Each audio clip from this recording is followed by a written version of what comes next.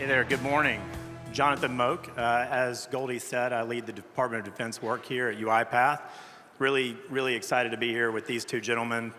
Also really like that walk-up music. It's tough to follow General Perna and also that walk-up music there. I hope I can, live up to the hype. So over to you, Greg, for an introduction.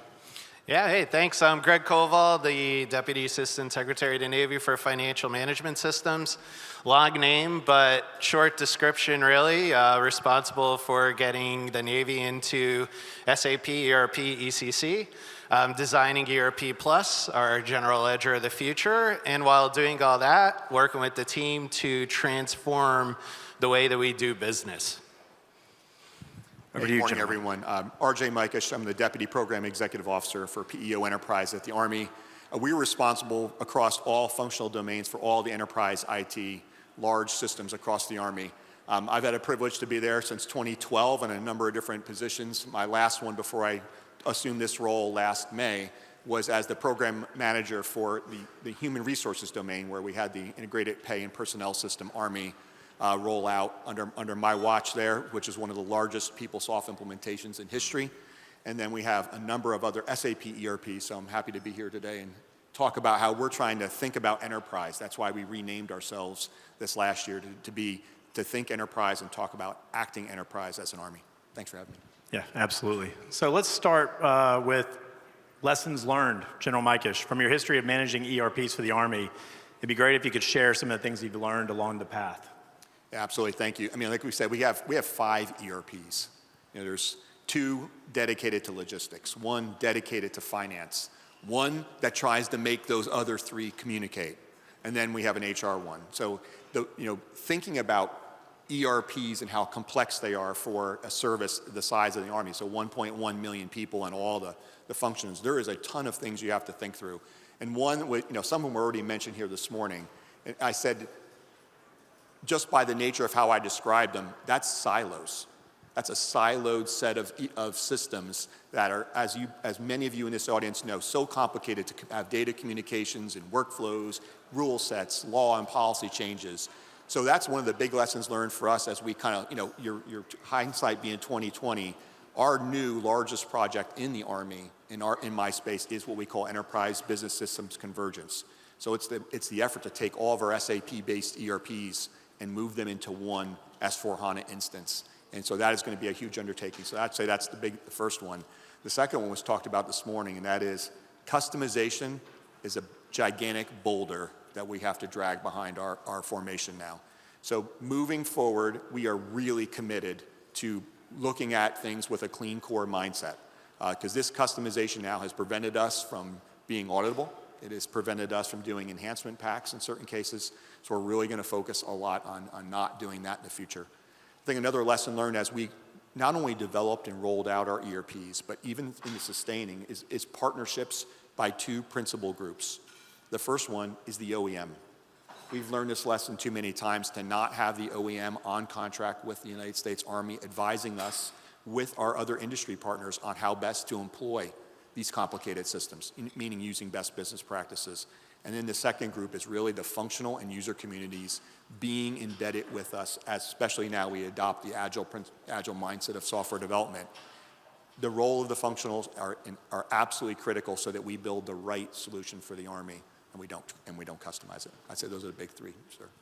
Yeah, thank you for that. Customization is the enemy. We can help you with that. All right, hey, so I'm going to go off script a little bit. I know the confidence screen here has me going number 2, but I'm going to jump down a little bit because, Greg, I really want to get to this question with you. We talk a lot about change and change management and how difficult it is, but I think that it continues to be something that we're constantly concerned about.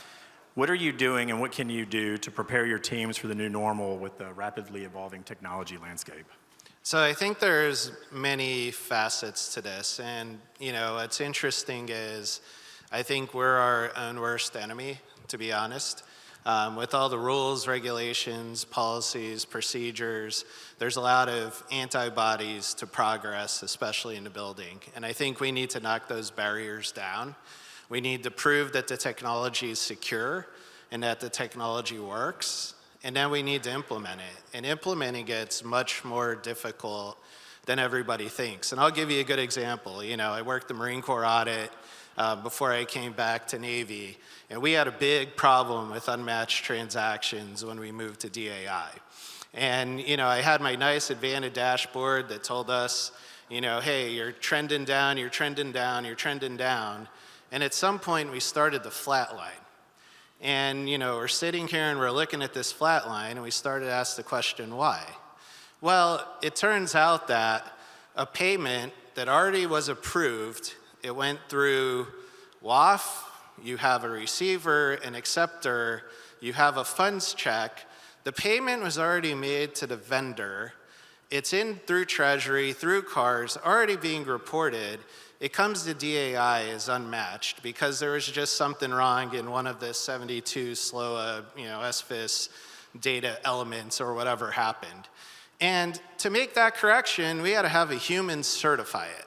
And unfortunately, at that point in the audit, our humans, for the most part, were working 13 to 14-hour days, 7 days a week.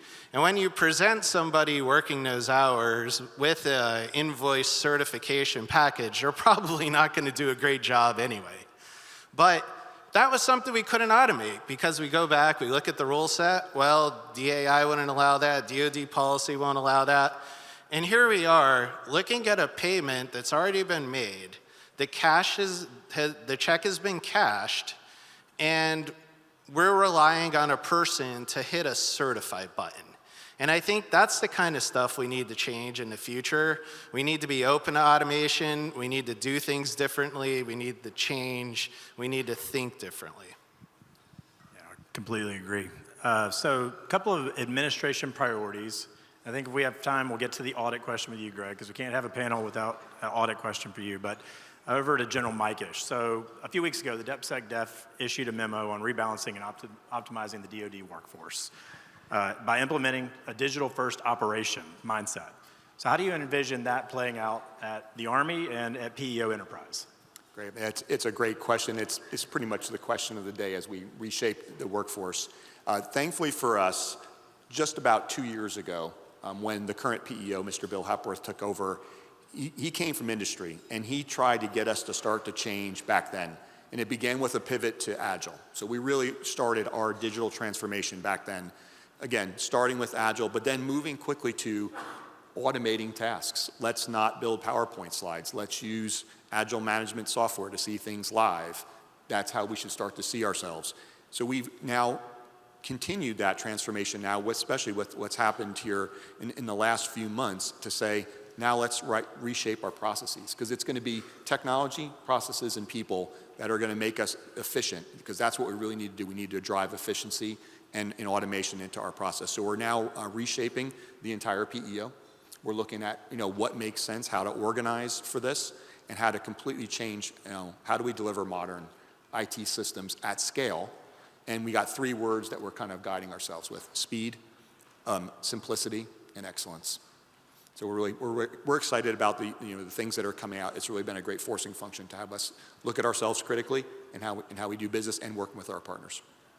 Yeah, I appreciate that answer. I think if I was still in the building, I'd be very concerned about losing workforce through retirements, taking the early retirement, those sorts of things. So Greg, with that in mind, how do you at Navy Financial Management Comptroller see that memo impacting your operations, and what are you doing to counteract that? Yeah, I think we need to look at the way we do business, and we need to work smarter, not harder. And one of the things we're looking at is as we move the Navy into SAP ECC, which will be done by the end of this fiscal year, we quickly need to pivot and move everybody into ERP Plus by 2029. And everybody knows the support for ECC is going to expire in 2030. So we have a little bit of a conundrum when it comes to both the strategy and the workforce, because we'd like to get all of our data into ERP Plus before the support, essentially goes away. And one of those things we're looking at is really the migration process. So it's taken us 25 years, and yes, we took about a 12-year break in between, but 25 years to get everybody in the Don into our ERP. we don't have that luxury to get to ERP Plus. And one of the challenges, and I'm glad to be up here because I'm going to levy this challenge to all of you and our industry partners out there, because we've got a lot of smart people in the room. But I don't want people doing the migration to ERP Plus. I want this to be automated. The Navy's plan is to get our data actually into the Jupyter Advana platform. And then we want to take that clean, auditable data, because everybody knows we need to make 2028. We want to take that data and move it to ERP Plus. And hopefully we don't have a lot of people doing that, because I'll tell you right now, migrations are a lot of people.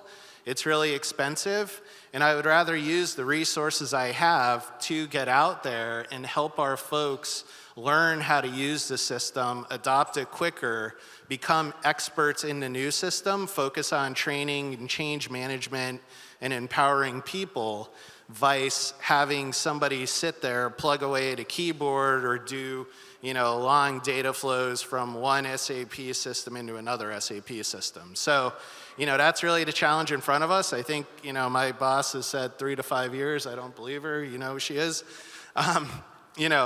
I think we have less time than that. And hey, I'd like to do it in a year. I want to do it fast, and I want to do it as automated as possible. So that's the challenge for you all. And, people ask me, well, hey, what's your plan? We're going to figure it out.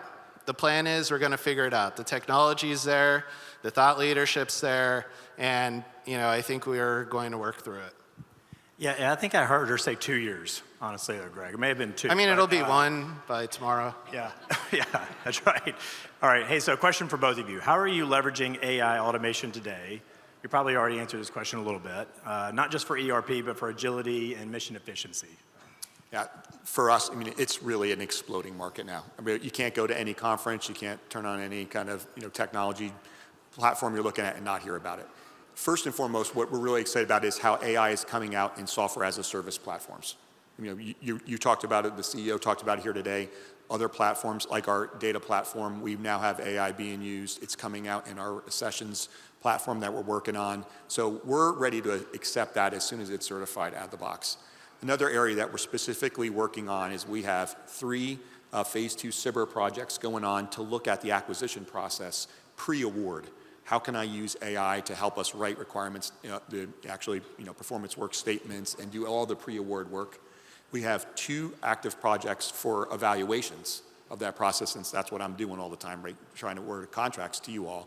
So we're trying to speed that up. And then programmatically on the backside, we're working on some white papers right now to take a look at our purchasing across the Army. It's all software purchasing, hardware, so that we can do better analysis and be better buyers of software. And lastly, we're not doing this today, but an area we really want to get into is using AI to write code and do AI in the back end doing database management. So there's some areas we hope to get to later in the year. Yeah, that's awesome. Over to you, Greg. Yeah, and I don't want to steal the thunder from my automation team, who I think is up on stage in a few minutes here. But I think we're up to 100 plus automations. But frankly, we're just scratching the surface. And I think it kind of gets back to where I started. We need to have a secure solution that we trust, that we can demonstrate works. And then basically we need to run over the resistance, because there is a lot of resistance to implementing this technology. There's a lot of folks who have this point of view that their job's going to go away, and I would argue your job's not going away.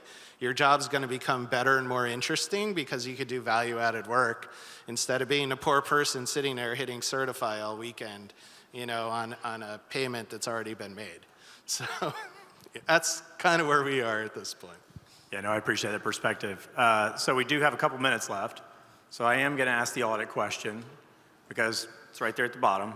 I'm following good directions. So knowing is a priority from top down, do you have any final thoughts on the audit for us? So, the big thing is to think differently. We've had multiple approaches tried over decades now to become auditable. And you've got 2 organizations, 2 large organizations that made it. Sean Lennon was up here before from DLA. We made it on the Marine Corps side. I think the way that the work was done and approached was a lot different. We embraced technology early. I love Advana. Advana was definitely a difference maker for the Marine Corps audit. We wouldn't have gotten there without it. It was something that people kind of resisted. Department of the Navy jumped all in when it was made available to us because we saw the value, and I think it's paying off now in multiple facets. So, it's really embrace the technology, do differently, think differently, because what we've been doing hasn't really worked until recently. So that's all I got. General Mikesh. No, I echo what Greg said a lot. We're focused, I would say is the word right now, because of the 5 different platforms. There's so many systems that it's going to take to tweak, whether it's POAMs from former audit findings. So we're kind of really, I would say, getting a laser focus across the different functional areas to make sure if it's a ticket in a system that needs to be fixed, that we're kind of tracking it holistically and not losing sight of that date on a calendar, because it's coming. And we know that that's going to be a challenge. And right now, if we don't make it the #1 priority of work in each of the different areas, then we will definitely miss that mark. So focused. Terrific. We have 30 seconds left here, so I'm going to try to be like Chris Radich, my buddy here that I work with. ERP revolution, what's it mean to you? 2 words, 3 words, something. Do different, not create the sins of the past, recreate the sins of the past. Embrace the technology and not, resist that drive to customize. We do not want to do that. We want to embrace the automation. We need to be willing, open-minded to accept change and learn new technologies, both at the user edge, but also at our teams on the back end, the functional. So, gotta be open-minded. I'm doing the buzzer beater here. I changed my mind. Fit to standard. You made it right in. Hey, thank you very much, gentlemen. It was a real pleasure being up here with you.